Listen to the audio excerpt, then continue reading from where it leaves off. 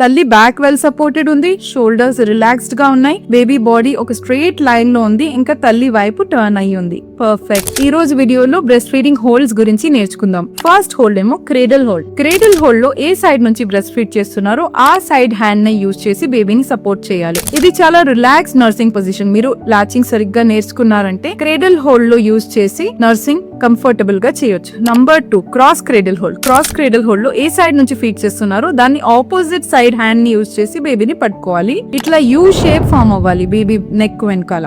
ఇది మీరు ఇంకా న్యూ బ్రెస్ట్ ఫీడింగ్ కి లాచింగ్ సరిగ్గా నేర్చుకోలేదన్నప్పుడు ఈ హోల్డ్ యూజ్ చేసి మీరు కంట్రోల్డ్ గా లాచింగ్ నేర్చుకోవచ్చు. Number 3 football hold. Football hold లో బేబీ ఇట్లా మీ షోల్డర్స్ కింద ఉంటది, ఇంకా ముందుకొచ్చి లాచ్ అవుతూ ఉంటది. ఇది ట్విన్ బేబీస్ ఉన్నప్పుడు ఇద్దరిని ఒకటేసారి ఫీడ్ చేయాలనుకున్నప్పుడు ఈ పొజిషన్ మీరు యూజ్ చేయొచ్చు. 4th ఏమో లయింగ్ బ్యాక్ పొజిషన్.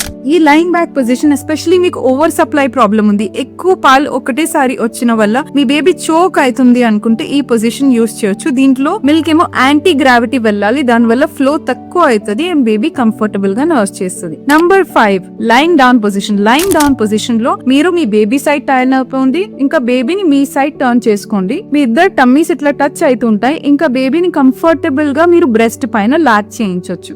నెక్స్ట్ వీడియోలో మేము అటాచ్మెంట్ అంటే బేబీ మౌత్ మదర్ నిప్పల్ దగ్గర ఎట్లా అటాచ్ అవ్వాలో నేర్చుకుందాం. Thank you.